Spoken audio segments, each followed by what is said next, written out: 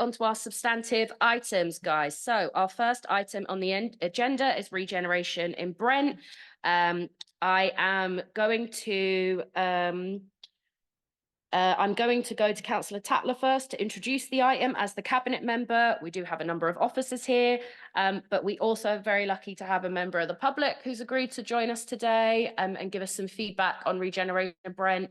So we're going to go to the cabinet member, then the resident, and then I'll come to the committee. So thanks, everyone.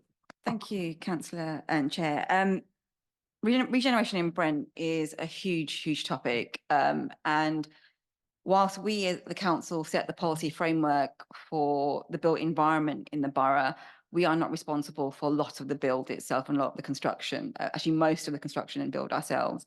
We set the direction about what we want private developments to bring, what we want the council's housing teams to bring and the capital programme to bring forward. And it's an incredibly broad and big area to cover, hence why the report is fairly high level on most things. And we're constantly reviewing and learning about how we approach regeneration, how we approach planning policy, how we also approach growth in the borough that isn't just housing. You know, regeneration, I need to stress, it isn't just housing that we're looking to deliver in the borough. And I'm happy to talk to any particular question or any particular theme that the committee want to explore further, and happy to give more information subsequently to the committee tonight. I think it's really important as well that the committee and those watching online understand the financial context of house building, particularly in the UK and acutely in London. It has never been more difficult to build homes in our capital city than it is currently. And I can say this as the political lead, the kamikaze budget of 2 years ago has sent interest rates skyrocketing. Brexit has meant that we have a massive shortage in labour. Construction costs are going through the roof. Building at this time is harder than it's ever been before. And planning committee also really well aware of this, which has impacted the viability of both council schemes and also private schemes coming forward and what we can deliver. Brent is one of the 5 largest house builders in London, and that's a record that we are proud of. And we're also one of the biggest collectors in community infrastructure levy and delivering infrastructure alongside that. But it's not to say that my counterparts and myself across London, Councillor Knight and her counterparts across London, are really grappling with the impact of viability on all schemes and how we finance and fund house building, both private and especially public and social housing. And we're constantly learning. Some of the themes that you'll see in the paper are beyond our control. The building regs, and the Building Safety Act that's come in, and the new requirements for development are really important. We need to see that, we're happy to see that strengthened, but that has meant impact on viability again. So fundamentally, our policies look at delivering as much as we possibly can, but if it's not viable, things are difficult to deliver as we currently stand. And I will say this again as the political lead, if we're looking for solutions around this, one of the things that we absolutely need is political and policy consistency and stability from national government. And we're only going to get that because the current government are flip-flopping on renter reform, on leaseholder reform, on planning reform. And actually, if we're genuinely going to look at sorting out growth and house building in the country and dealing with the housing crisis, we absolutely need a change of government. And I'll happy to answer questions after that. Great. Can I invite our public speaker to the...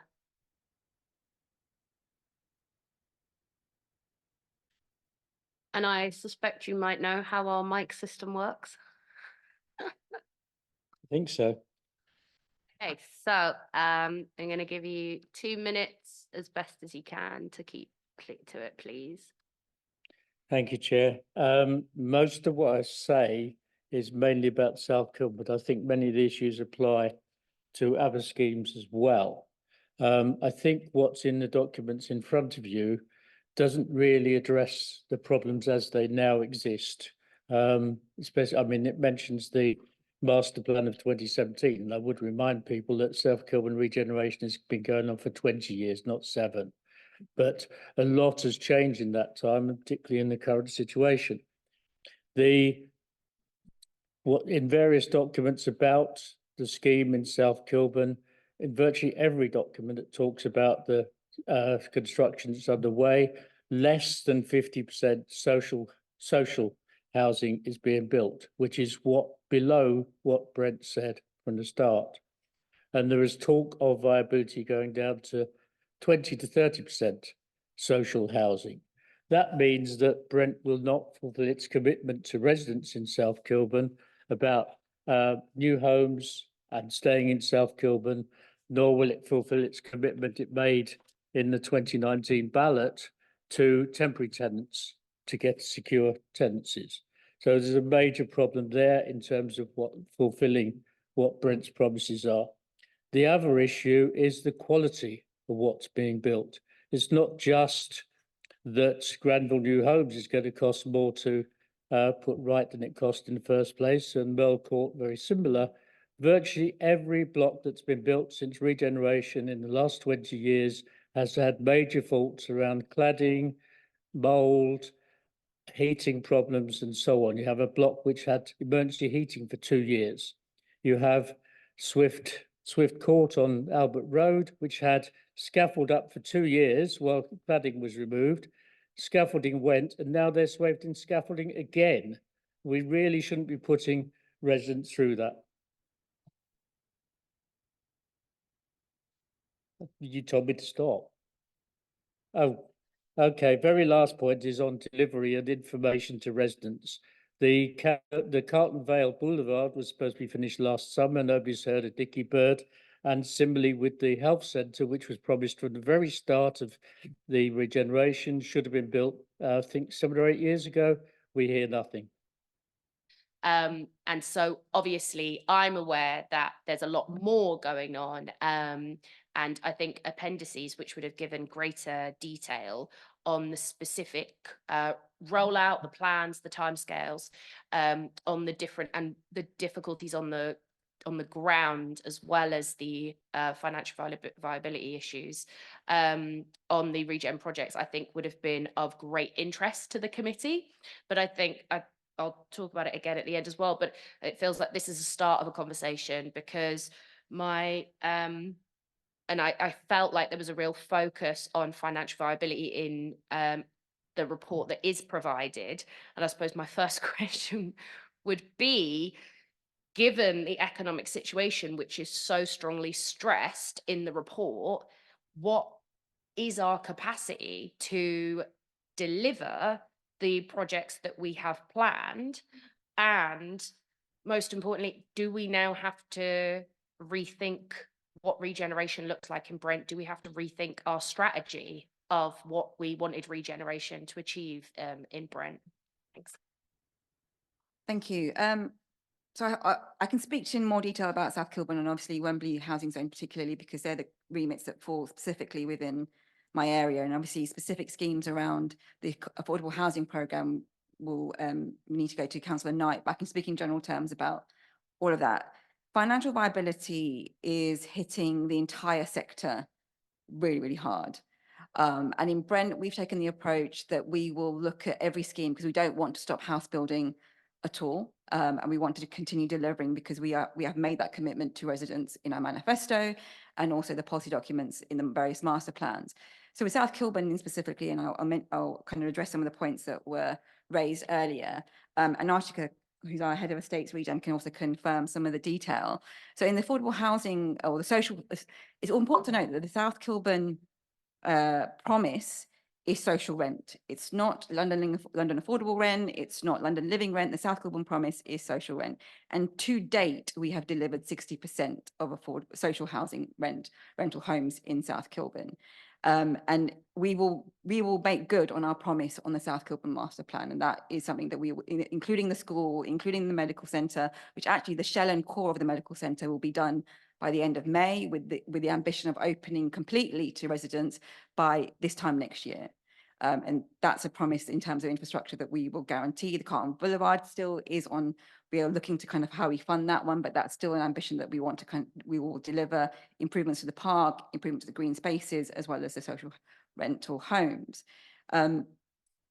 Similarly with Wembley as well, and Jonathan can speak to some of the detail on the Wembley scheme, on the Eugenia House and the Wembley housing zone.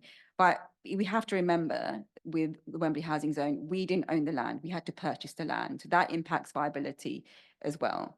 And we are looking at kind of how we deal with the affordable housing on scheme. Ideally, we'd want to deliver 100% social housing on any of our land and schemes. But the reality is that some of our schemes, we will not be able to deliver fully social rent homes on particular schemes. And we are looking, and I know Councillor Knight presented a paper at Cabinet a few months back about looking at the impact of viability on our council schemes as well. Some of them will have to reorder, some of them will have to pause and look at the numbers. Some of the schemes we've had to inject some more money, having conversations with the GLA about grant funding, about whether we can up some of the grant funding to enable the schemes to come forward.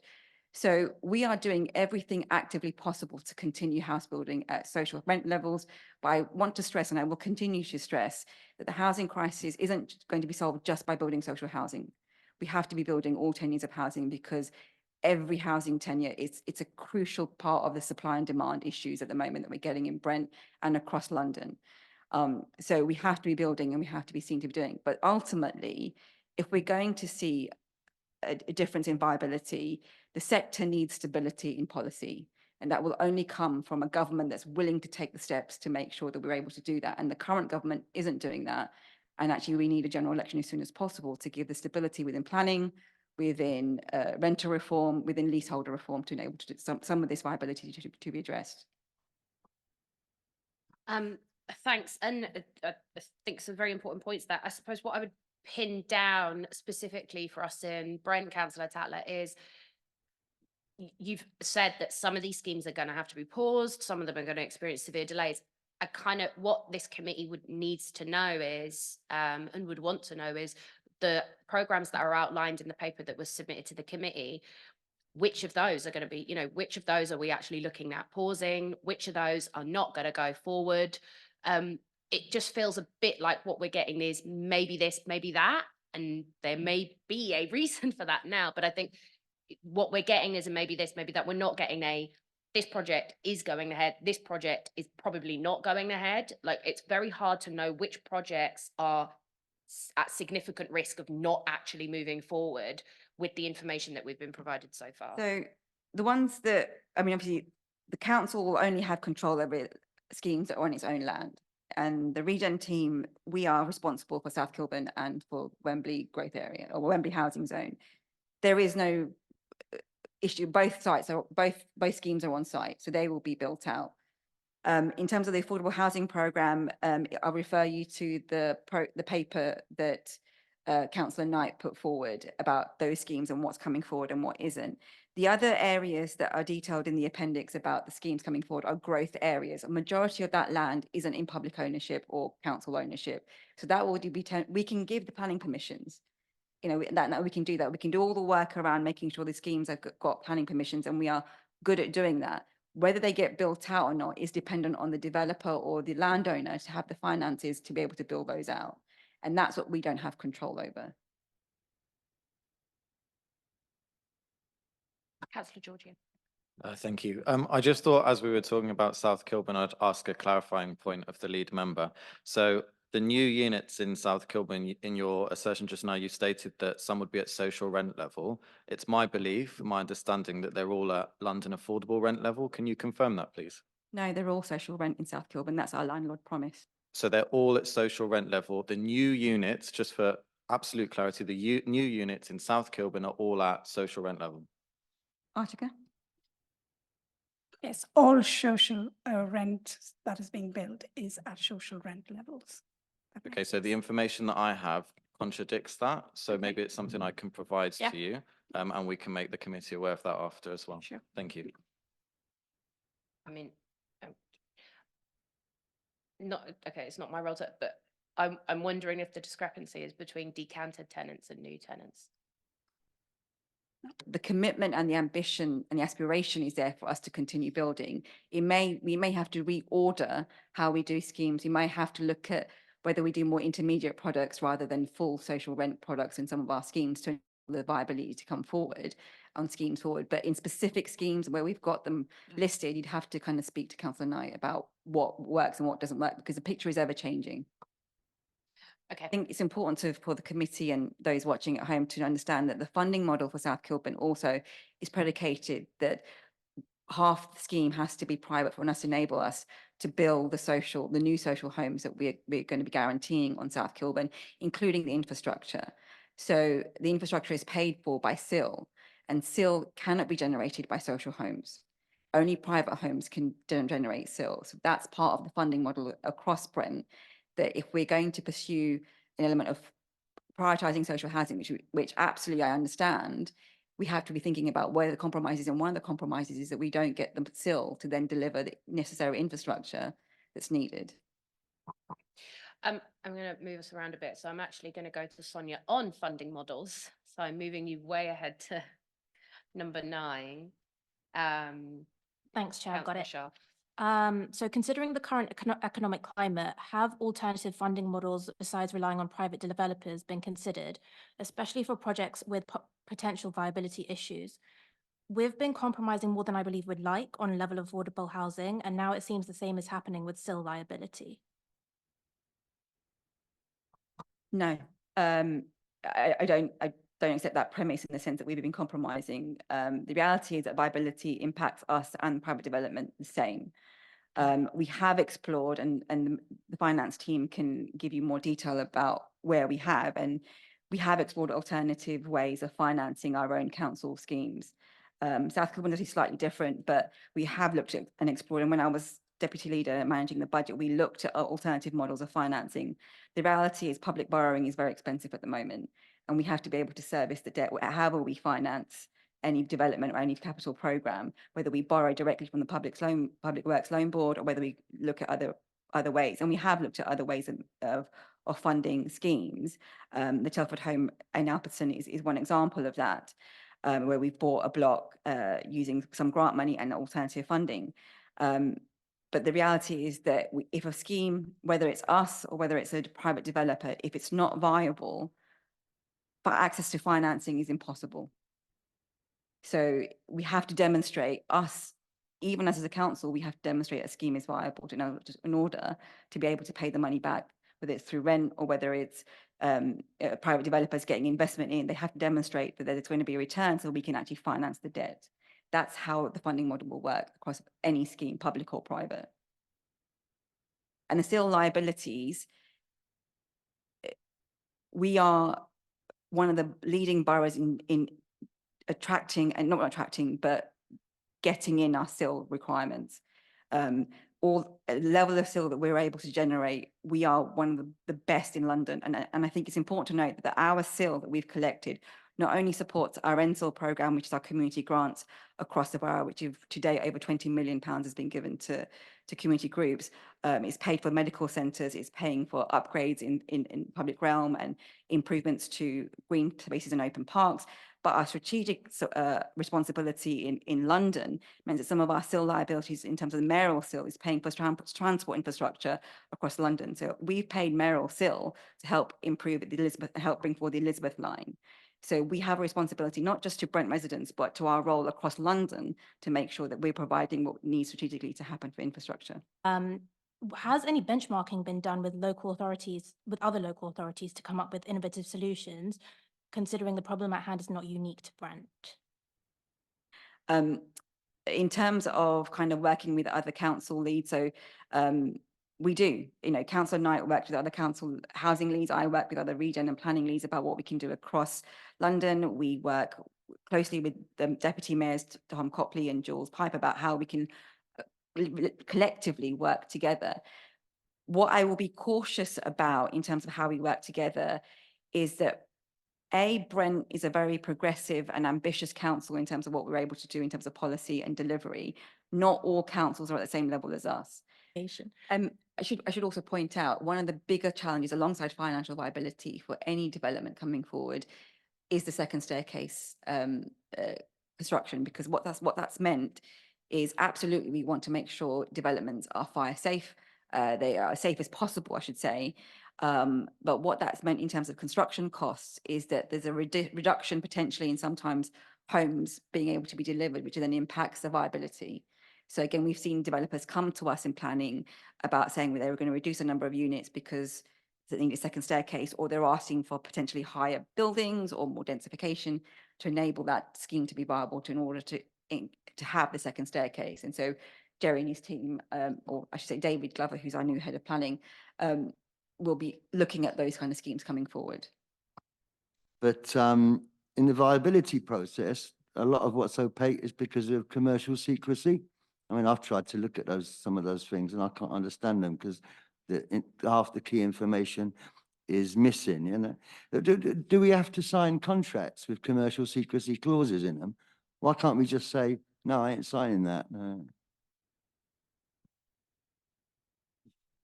Just to comment on the planning application side of it, it's actually public information. The viability analysis is carried out and scrutinised by officers and presented to planning committee, so it is given a significant amount of scrutiny.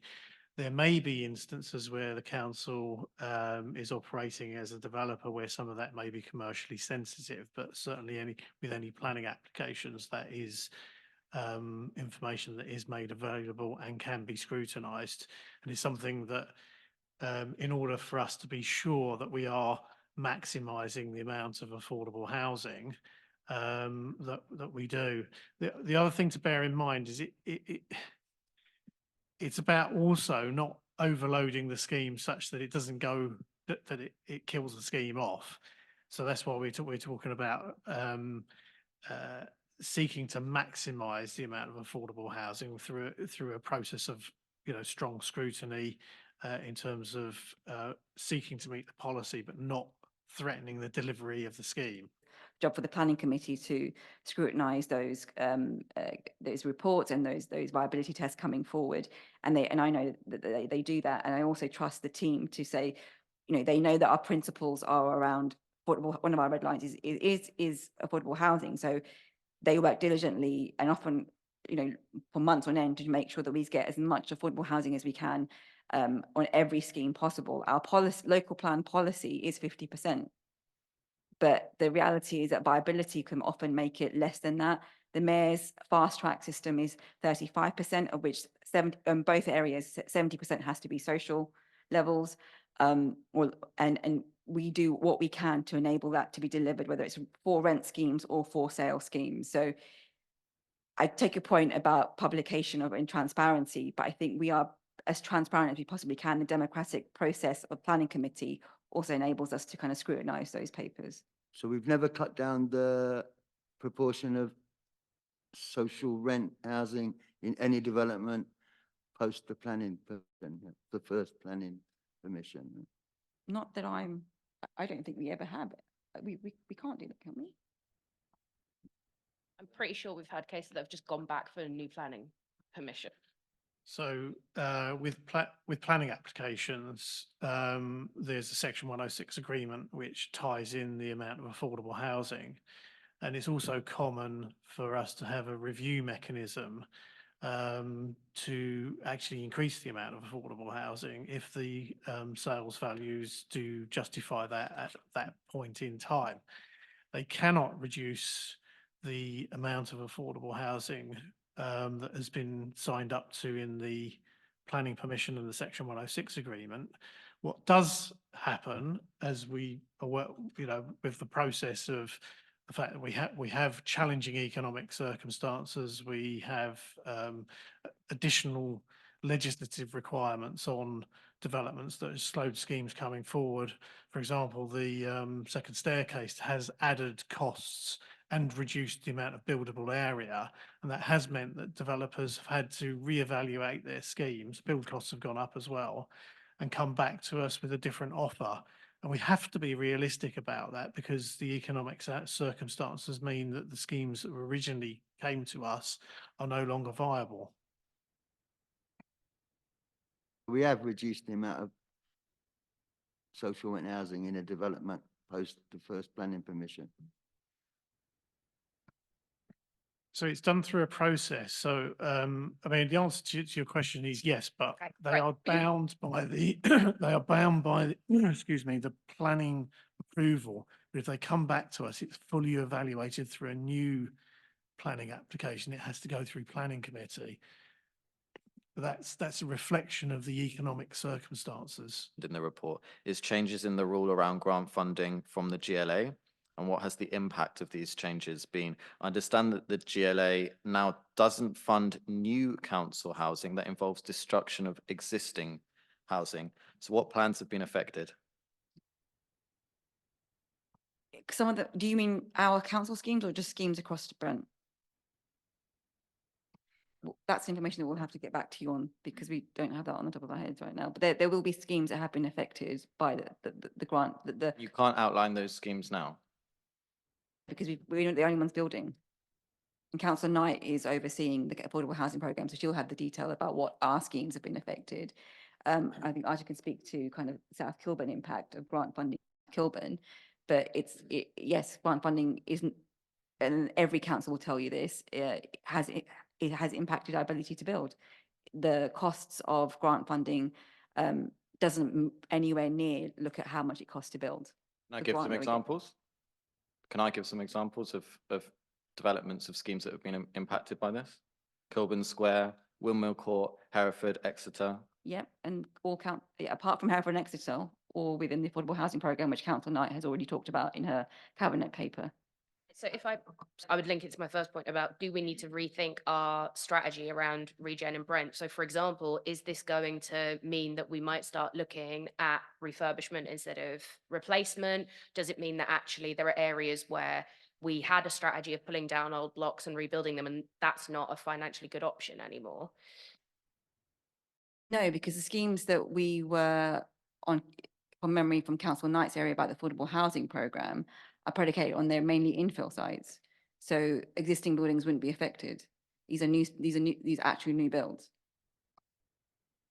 Shows a breakdown of affordable units approved, not delivered, and mentions that we have good delivery against targets. These are only headline figures. So it's difficult for the committee and residents who are watching to make an assessment on this without benchmark information and context. I have a series of questions, which I'll probably ask in one go. And if you need me to repeat, I will do. Therefore, we'd like a breakdown of tenure types of these approved planned affordable units. Again, these have not been delivered.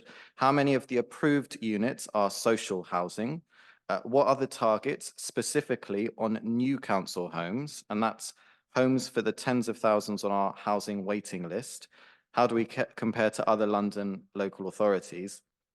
And I'll just end by saying that granting planning permission is the first step, but what is more important is actually delivering the needed housing units. So how many units have Brent actually delivered?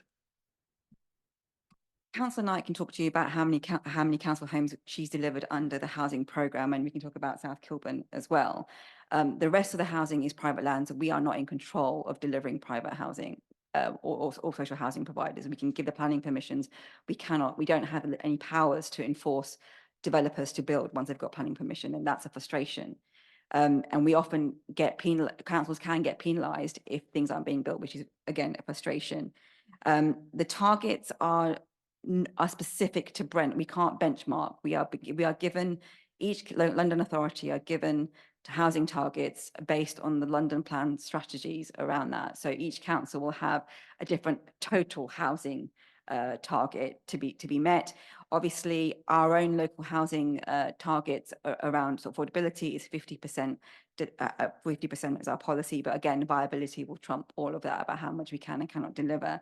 In terms of those specific details, I will have to come back to the committee with that. But it's important to note the council does all it can to ensure that we deliver or give permission to what we can be delivered.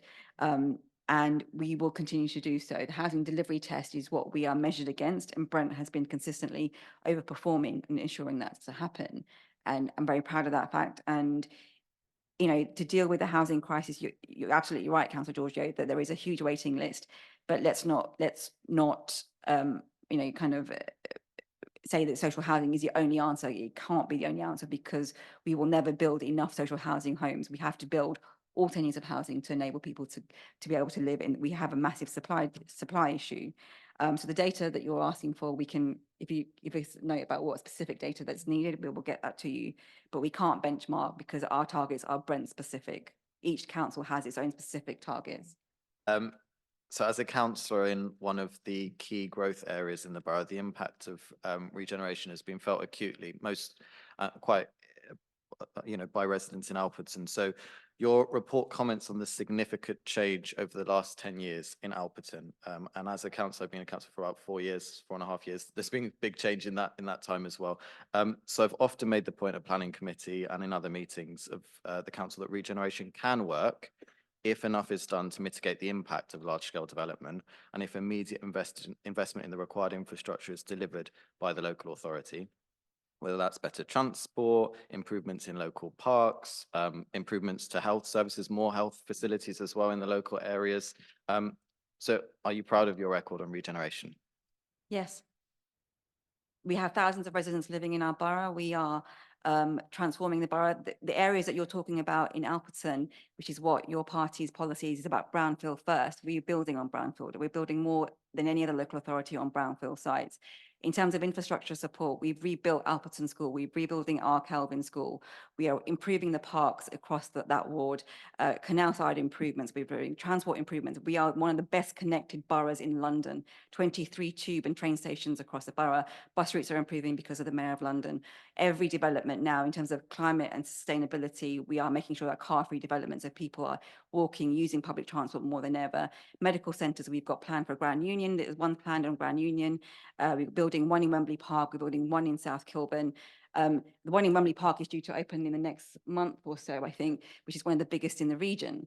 So when we're talking about opportunity, and I think where we need to go next is making sure that we continue to engage residents who are living in the areas of regeneration to make sure that they feel involved, A, in the changes to the built environment, but B, also can take up some of the opportunities. So if I give an example of the opportunities that we're making the most of, Section 106 practically pays for our employment service in Brent. Brent Start and Brent Works are practically paid for by Section 106.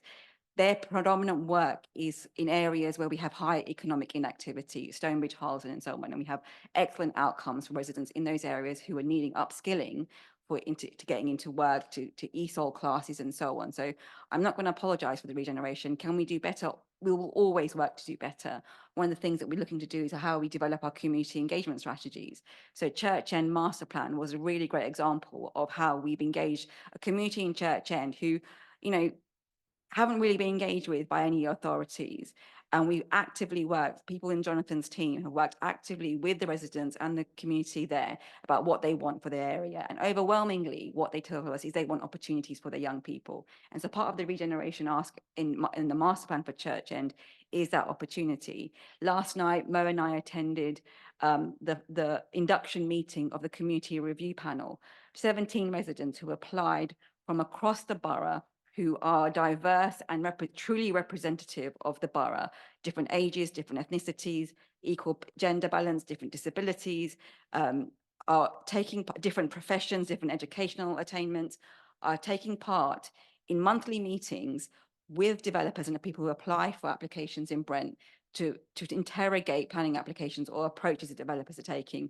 Mo and I met some of those residents yesterday who are absolutely passionate about Brent, in the areas they live in. We've got residents from Kenton all the way down to Kilburn, and they are actively wanting to engage with us to help make changes in the system. And we are one of the leading boroughs on this. And if we can do better actively, we will want to see suggestions about what we can do better. But I'm absolutely committed to making sure that the voices that we hear in regeneration are the voices that aren't often the loudest. And that's really important for me.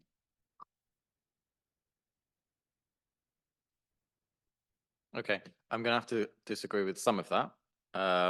And I want to use the opportunity to state that most of the residents I speak with in Alperton, to Kilburn, to Neasden, do feel let down by regeneration and feel left behind by regeneration. They don't feel that the required improvements in their area are actually being made as quickly as they need to be made to offset, to mitigate the impact of this large-scale development that's taking place. I'll give some examples like you did. There's still no step-free access at Alperton Tube Station, despite the need. Promised health facilities aren't materialising quickly enough. You mentioned the health centre in Kilburn. That's taken a lot longer than it needed to take, or that it should have taken. Community spaces are unaffordable and not actually being used by members of the community where they exist in. Improvements to the public realm are hardly ever maintained. They're maintained for press opportunities, and then after that, they fall into ruin. There's been a stream of negative stories around regeneration in South Kilburn. Obviously, we heard from a resident from that part of the borough already on fly tipping, increased crime, levels of squatting. Residents call living in these areas a nightmare. I mean, that's not something that you want to hear. You want to hear what we want to hear as a committee. And on top of that, there's actually 420 less council housing units available now to let in Brent compared to 2018. So I have to take issue with your assertions. I accept some of them, but a lot of them I don't agree with. And I think as lead member, you should take some time to listen to residents in the growth areas who are being negatively impacted by the council's regeneration plans. So a few things I think, and I'll come back on what you're saying. Yes, we want residents to be happy about where they live, and they want to feel, you know, that they are proud of the areas. And I think in terms of infrastructure, what I will challenge back on is we secure infrastructure improvements in planning. So the health centres that you're talking about, either Alperton or South Kilburn or even Wembley Park, we secure them in planning, we secure them in regeneration, we're able to fund them through SIL. The difficulty we have, and this is where national government hasn't played its part, is that those relevant public sector bodies are often where the obstacle is. So it's taken us a few years to get the agreement signed over in South Kilburn to get the medical centre agreed. Things like pharmacies, you have to go through a whole process to make sure that they're involved. TfL are struggling at the moment, and we've been actively having conversations about step-free access, not just at Alperton, but other stations in the area that absolutely need infrastructure improvements. And your point about maintenance, we are able to provide the capital within regeneration and planning about improvements to those areas.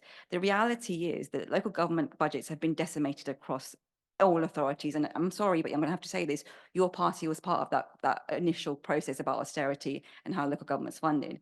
Kelly's here from Parks. She will tell you that the budget that she has, and Krupa's here, actively has made it difficult to maintain.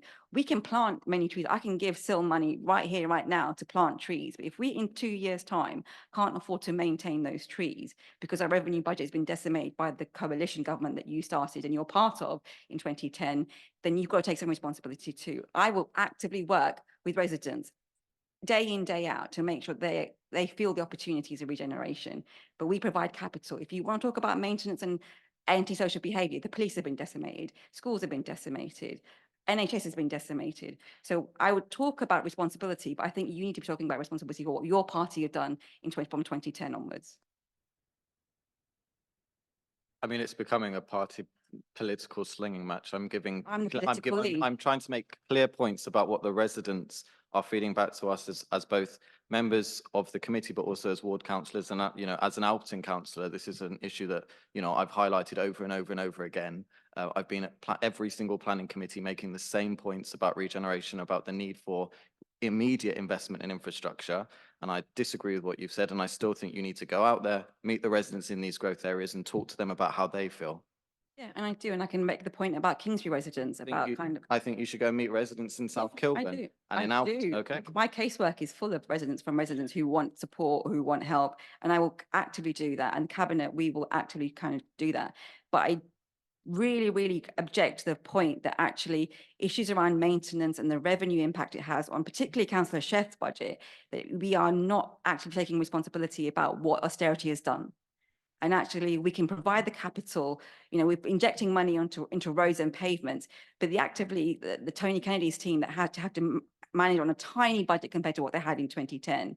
We can put capital in all the time, but when you can't maintain those things because our revenue budget can't allow us to, absolutely, I will come and speak to residents hand and foot all the time. Anytime you want me to come, I will come and speak to residents. Okay. Okay. Sorry, Councillor Tatler. Thank you for your points on austerity. I think they absolutely do have an impact on what happens after the projects are actually built. I think that is where we would be really interested in seeing what lessons we've learned from the parts of projects we have already delivered and how that is impacting what we are planning going forward, given that we know that every time we do these projects, the issues, we see the issues that happen. And part of it, that is what happens during the delivery of the regeneration, but also with some of the examples that Councillor Giorgio has raised with what happens afterwards when things, for example, don't come through because of our public sector partners, or because when, for example, we split an estate between a number of different social housing providers, and then we get into arguments about like, oh, who's going to enforce the parking? Who's going to clean that bit of the road instead of that bit of the road? Given that we're not doing regeneration, these projects that are outlined in this paper is not the first time we've ever done regeneration in the borough. I think what would be really helpful for the committee is for us to see in these plans going forward, what is it that we have learned and identified about what has gone wrong before, and what we are doing what we are going to be doing now and in our future projects, which shows that we have actually understood some of the problems, and we've looked at what bits that we can actually change. And I completely take your point, there are some bits that we do not have control over, but the bits that we do actually have control over. And you've just spoken about the community engagement project in Church End, and I'm sure some of the ways in which that was designed and delivered was based on times that community engagement didn't work in our regeneration areas. So again, it would be really helpful for us as a committee, going forward in this conversation about regen, to understand what is it that went wrong before, what we learned, and then how we did it different, how we're doing it differently. And that's the story about Church End sounds great, but without the piece, knowing that we figured out what went wrong and what we're going to do differently, it's hard for our residents to feel that we're not going to get a repetition. And it also, I think that's a point about how we're making sure that we're preparing to identify the new issues that are coming up. So for example, what was flagged about fly tipping, now that we're in a situation of increased delays in our regeneration projects, we're having to deal with issues that we didn't have to deal with in previous regeneration projects. For example, blocks becoming like unlivable during the phase of the regen because we can't move quickly enough. And these are new problems. You have mentioned in the paper, for example, the cost of having security on site in areas where, as was highlighted, it becomes a target because we can't do anything with the building whilst we're stuck in the middle. These new issues that are coming up, if we having a greater understanding of what we've learned about before helps us feel like, can we be equipped to deal with the new issues arising? Yeah, so there are many things that, in my time as this cabinet lead, and it's nearly been 8 years actually that I've been in this brief, and there are many things that we've taken on as learnings in terms of our own schemes, in terms of what we ask of developers coming forward. Some of the things are kind of the big obvious big ticket items like infrastructure, or delivering the affordable housing up front, or improvements to the public realm. Brown Union, they do the improvements to Stonebridge Station walkway straight away. Community Trust are managing the community centre in Brown Union. Some of it could be around design, and kind of what we want and what our housing needs are. So some of the things, it could be talking about people are changing the way that they live. People are working more from home. Are the designs that we're expecting of developers and our own schemes kind of responsive to that?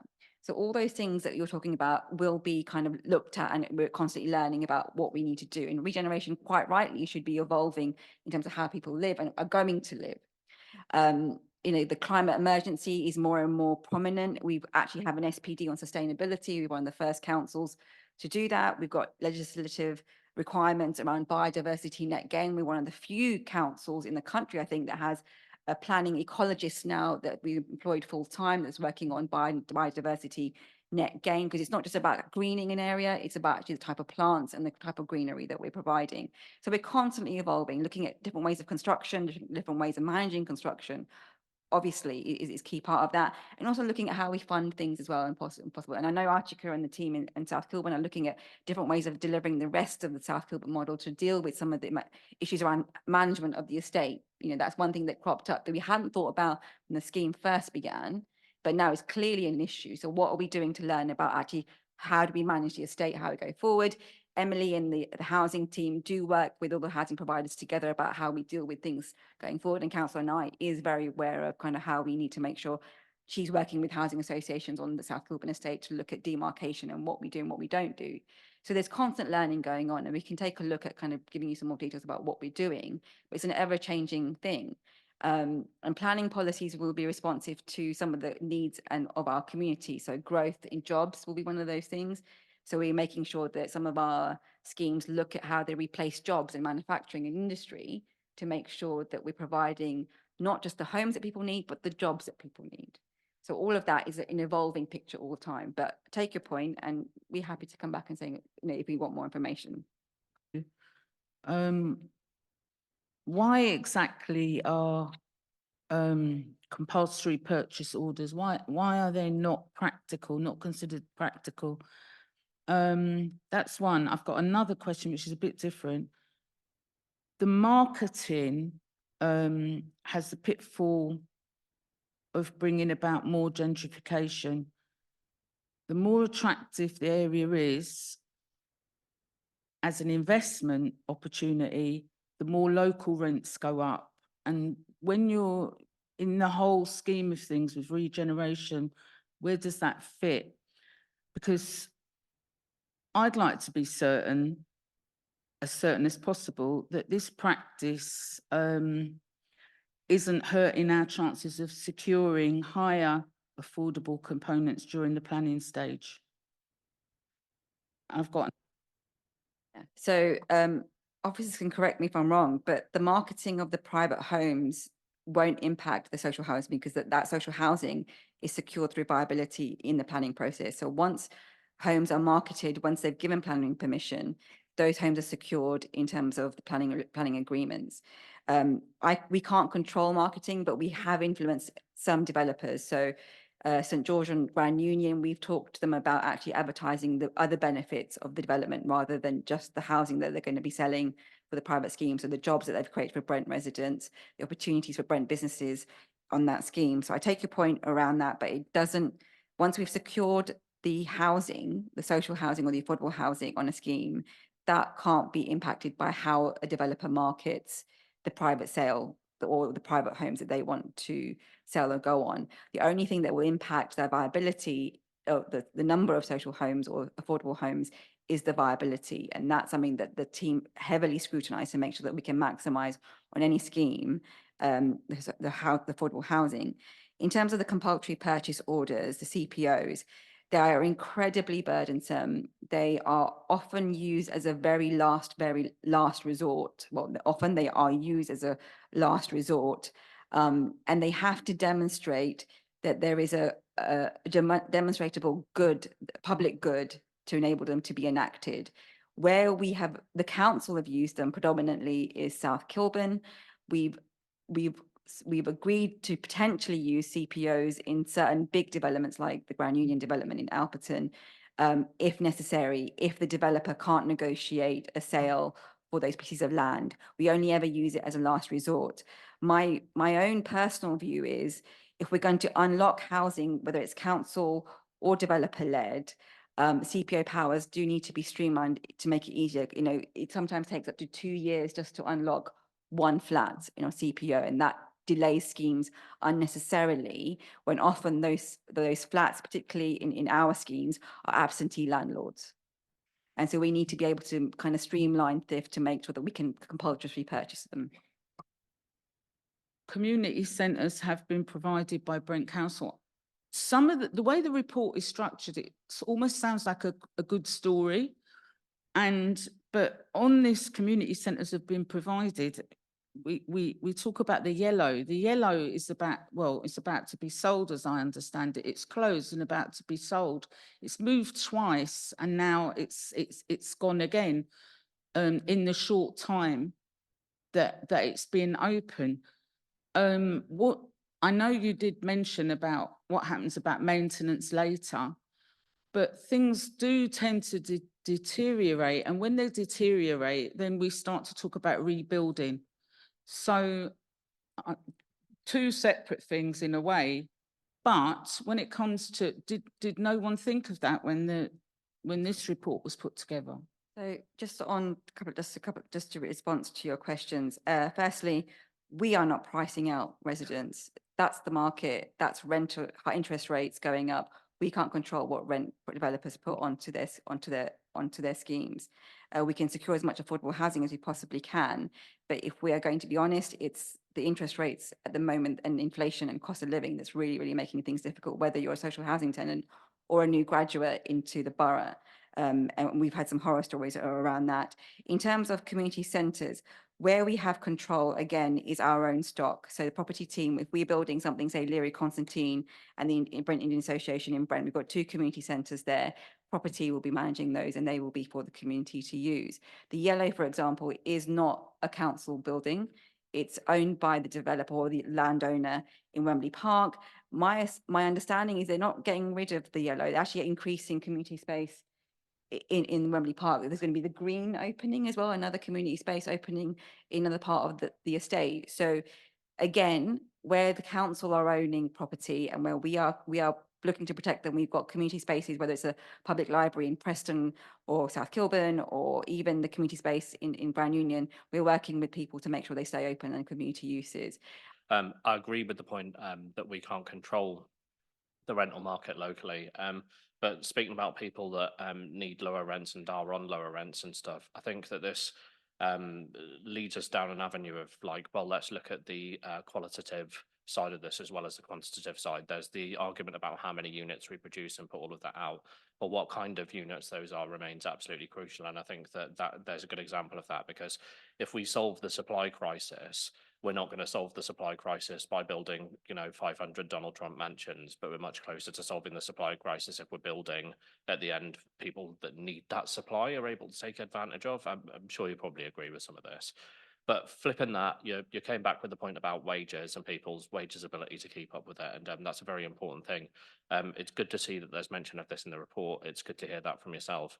But the main mention of employment land in here is through affordable workspace. I know we haven't got much time, so I'm not asking for anything expansive, but I wanted to ask what consideration is given to like the type of employment land that we produce, because affordable workspace has been identified as a shortfall for us previously, but some of the developments going on in my ward, which I'm broadly in favour of, but I see like reasonably well paid industrial jobs going and jobs being brought in that are more towards the retail end, lower paid, and affordable workspace that depends on self-employed people taking that up, which are going to be generated from somewhere.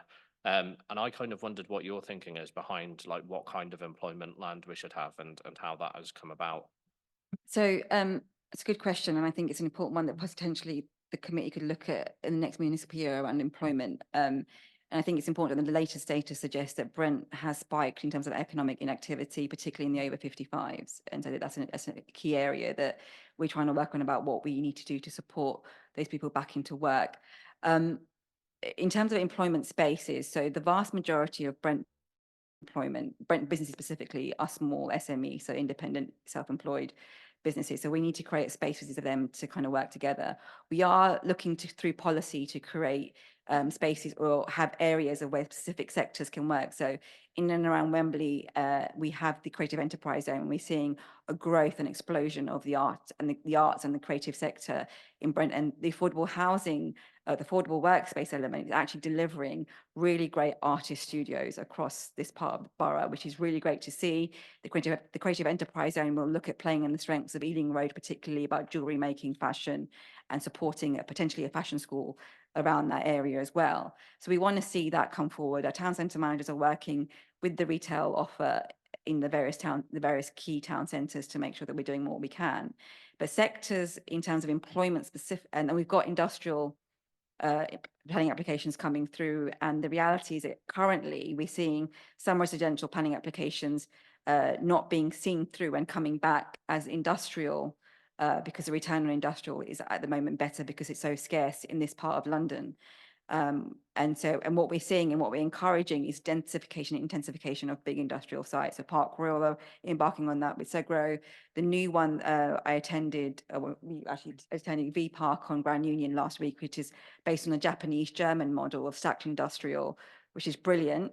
And we want to see that come forward because it then looks at how people are going to work in the next 50 years, right, as opposed to how industry worked previously. But the big sectors in Brent that are looking for employment, where we need to fill spaces, social care is one of the big gaps that we need to fill. places and construction, obviously, where there's a big gap. So there is a whole piece of work around employment that the Brent Start team are doing really well to kind of fill in the gap, but need and diverting people, properly and kind of with a compassion to those jobs is what Brent Start do. DWP are a very different picture. So I think there's a whole piece of work that needs to be done separately. Also point out that too many of those jobs are low income and aren't going to solve the economic crisis either. Councillor Mitchell. Thank you, Chair. Yeah, I just wanted to come back to the conversation on maintenance, because I think what we've touched on is maintenance of the public realm and elements that are within our power as a council and obviously challenged by the funding crisis. But what we haven't talked about are two other areas of maintenance around the actual build quality. And we've heard from the resident that spoke today, but also we hear constantly from residents in our wards about some of the challenges there. And how that impacts their daily lives, and also the ability for residents and Brent to actually hold freeholders and landlords to account for ongoing maintenance that's to do with the buildings themselves. And so my question in general terms is there more that we could be doing there to facilitate that? And I wonder if we could turn that into a recommendation of, is it possible for us to do some scoping around, are there other measures that we could look to put in place that go beyond just the basic legislation and ticking boxes in terms of compliance, to really ensure that developers are building to extremely high standards and that there is something in place whereby the mechanisms for maintenance are clear and there's some accountability there as well, both for residents and for ourselves as a council. And absolutely, and take your point. And I think there was a period in sort of the early 2000s around build that I think not just Brent are struggling with in terms of build quality for some developments going forward. And that's something that freeholders and landowners are grappling with. Councillor Knight will speak to this because she has the relationships. Any regen scheme that we do, we have a defect period of 1 year within the regen team, and then it's handed over to the housing association or the RP or whoever is owns the leasing the building and so on. And Councillor Knight has those relationships. So we have a lot of soft relationships, like that soft power essentially. So we have relationships with those, particularly RPs, about maintenance, about particularly, I think, what my experience is the communication with residents has been missing. And sometimes myself or Councillor Knight will have to step in and kind of say, you're not doing your job properly to communicate. So we'll accept sometimes that things go wrong, things might need to be fixed. They just want certainty of when it's going to be done. It's going to be done properly when people come out. And that's a problem, not just for RPs, but we as a council and our own stock need to making sure that we're on top of any of that kind of communication. And we're constantly looking at doing that. If you're able to scope and find out ways that we can have extra powers to do so, please let me know, because I think it's one thing that we are actively looking at how we can better build quality. One thing that we do encourage developers to do is use our own building control, the Brent's building control, rather than an independent assessor where possible. We can't legislate for them to use Brent building control because it's up to them about who they go to, and often it's a desktop exercise, and so we want them to use our building control. Where we have schemes, we are putting in place design guardians, and where we will go and check things where and look at the things that potentially could be an issue, and where we can foresee things, we are insisting on things to be better. Where we are going to be the RP, we have powers to stop or ask developers to improve things or build things, in a way. Where we are not the RP, that's where the difficulty comes into. So if there's a way of scoping anything further that in terms of powers that we have, I'd love to see what that looks like. I think we're doing all we can in our what we have in control with. One thing that Councillor Knight, I know, is very keen on making sure that the key power, and the current Secretary of State for DLUC is looking at holding not just councils but RPs to account in terms of things like mould and kind of conditions of property, holding to account about what they're doing. And so the key route for my advice would be to currently is, if residents aren't getting any joy with their RP directly, go to the Ombudsman. That's what I would say, because the Ombudsman will then enforce, and they have the powers that councils don't on RPs. We have relationships with RPs. We don't have powers over RPs, unfortunately, and Councillor Knight, if she was here, would say the same thing. But in terms of new schemes, we are doing all we can in the powers that we have to try and make sure that build quality is important. I should also point out that the newest block that we own in South Kilburn, Unity Place, there are issues in terms of usage, in terms of that's impacted some of the condition of the building, but the actual structure of the building and what we know is actually not the issue. The issue that's been reported on social media about Unity Place is actually usage by a resident, not actually by the fabric of the building itself. And so that's what we're saying to developers is build to good quality, build to high quality. Yeah, those are all really helpful points, and I am very ignorant in terms of the planning process. But I guess I just still question whether there's more we can do either within our soft powers and the mechanisms that are already in place, or whether we can in fact integrate more into the planning process than is sort of currently standard in legislation. I'd welcome if you're able to, if the scrutiny committee are able to scope other areas to find out what, if there's anything else further we can do, I'd welcome your kind of investigation on that. I would say planning does not cover and can't like national guidance means that we can't cover build, that's before building regulations. It's not for the planning process. Planning has oversight over design, not building quality or building regs. What we can try and implement is kind of materials that are used. So we can say we don't use that cladding, for example, because it's, you know, it's not something for fire safety, for example. But planning generally can't do that on building regs. Yeah. Yes, I think in terms of processes, we do have design review process. We've got a quality review panel. We have a pre-application process, and as part of the design, we do look at the materials that are used, and it is important to look at the life of those materials as well. Councillor Tatler also mentioned the SPD, the new SPD that we have on sustainable design. It is about the long term. And I think there have been some learnings from some of the perhaps poor quality finishing materials that have been used in the past that haven't aged particularly well.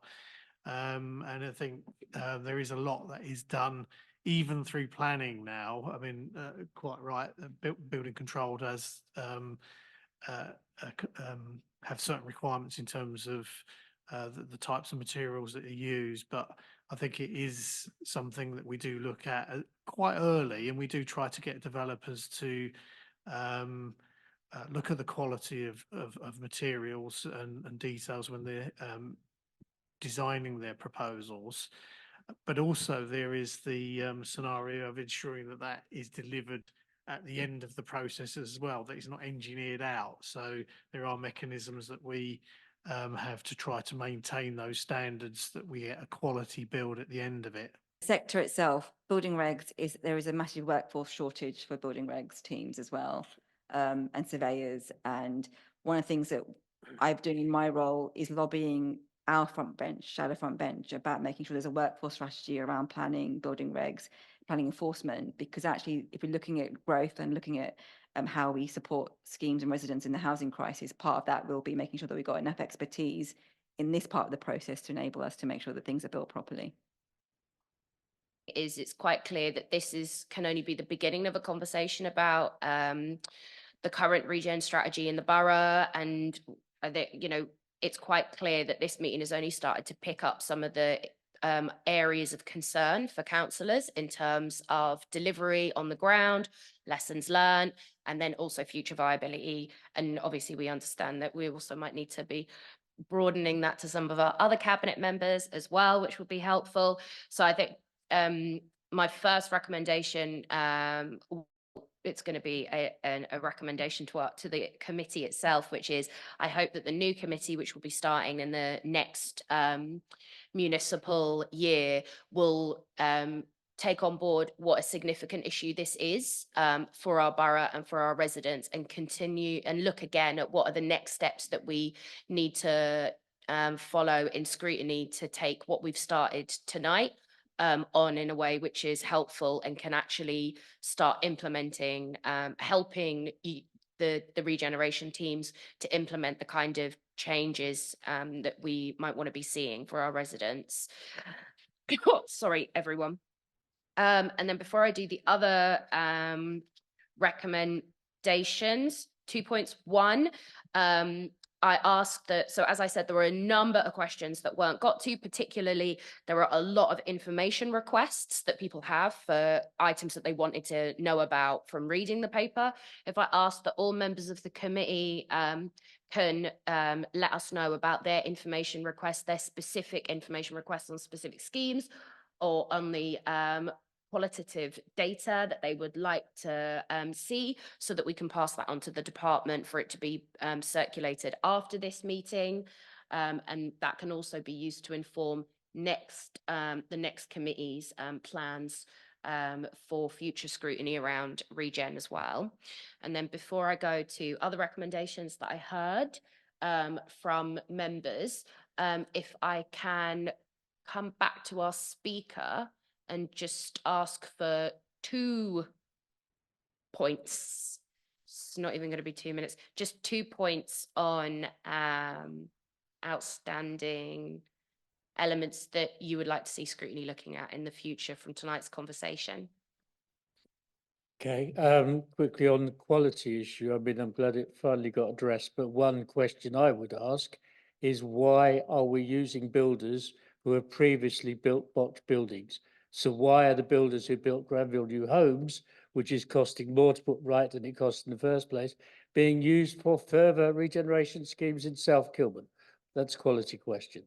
On the viability, I'm still not convinced that we're saying that for the whole of the South Kilburn regeneration scheme, so that's beyond Hereford and Exeter, it's Austin, Dickens, etc., are we guaranteeing that we will keep the pledges that we made to residents?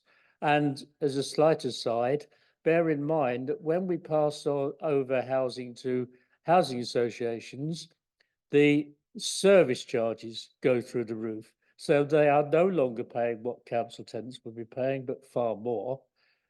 Very last point, I don't understand on the infrastructure thing. There is no public library in South Kilburn and never has been.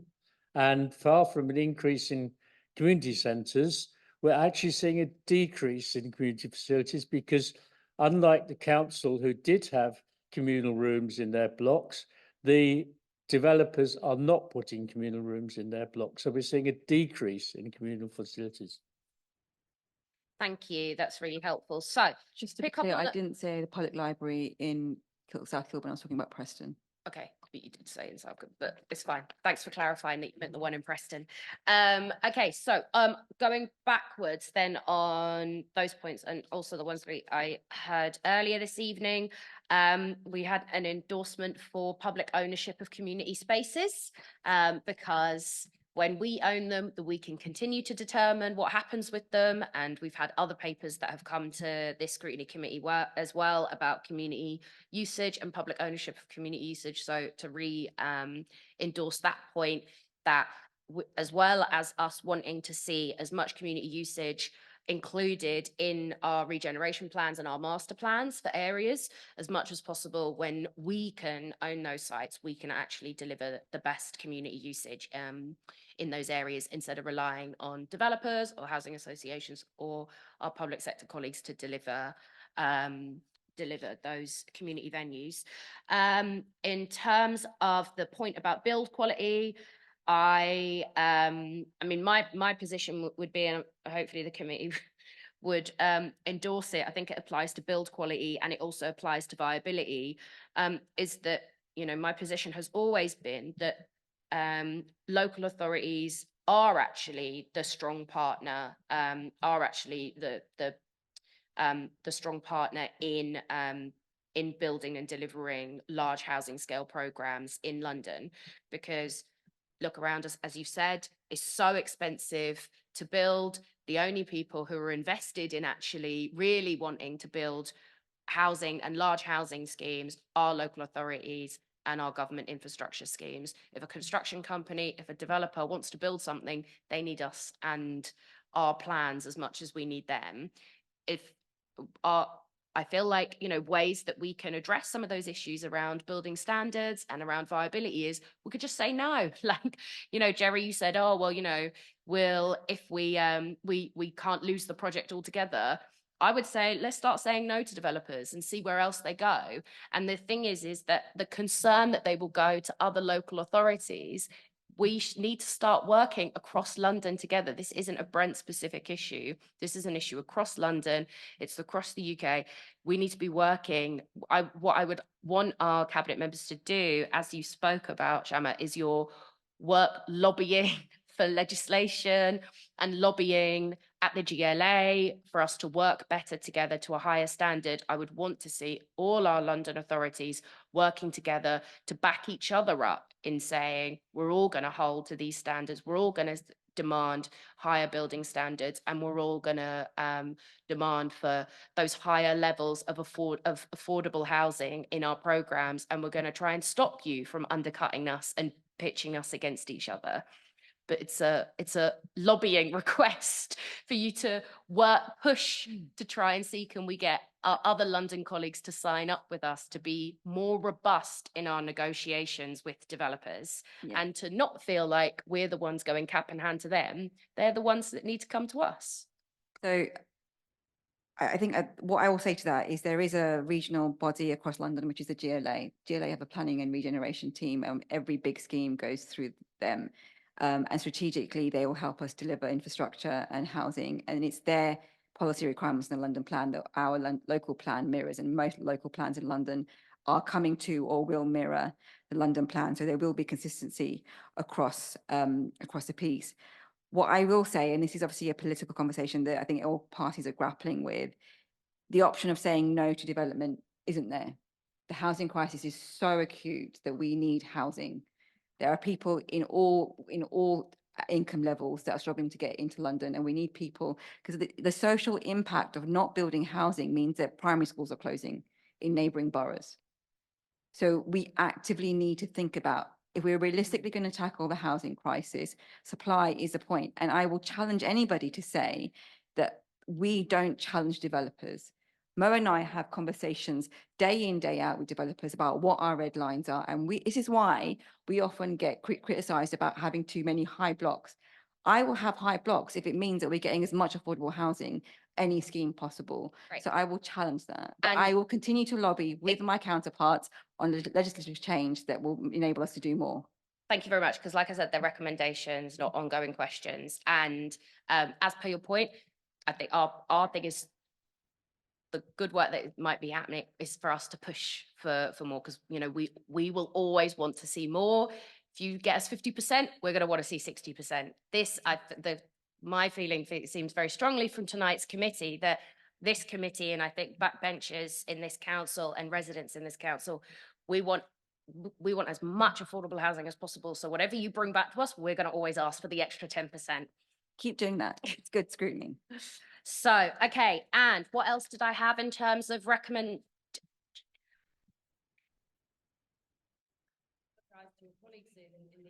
I will apologise. I just want to just on the point about saying no, that the planning committee has a constitutional role within the council, and obviously they have the ability to weigh up schemes, and they do say no. Thanks, Jerry. And other recommendations did I have? So I've had paper information requests, more robust negotiations with developers, public ownership of community space, and recommendation, Kat?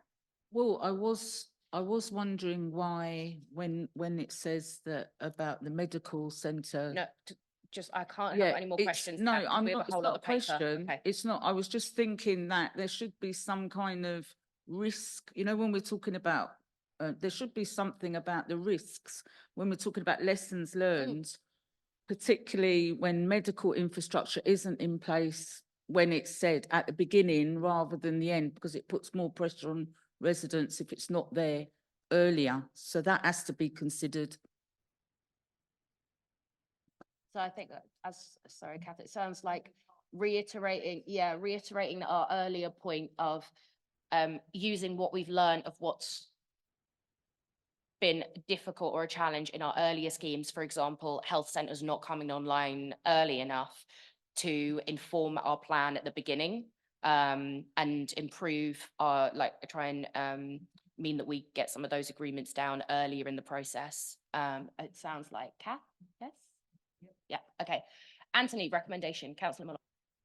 Yeah, I'm not sure how to phrase this as a recommendation, but I just think we're missing a trick. I don't know. So when we do the viability, presumably you offset costs and the developer's profit margin against some forecast of future rents, plus any grant, plus any sales, you know. But when you move a family from the private rental sector into affordable housing, there's a massive saving on housing benefit. You know? I mean, the 25 billion housing benefit a year goes almost exclusively to the private landlords. You know?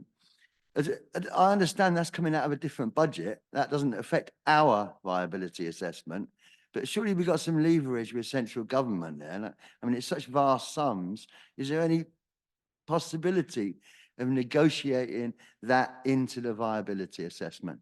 Because that savings, like research seems to suggest, that it's about half the rental stream. You know, if the rent is 100, the savings on that family from housing benefit is 50. You know? So it's not nothing. And it would swing a lot of our projects into viability.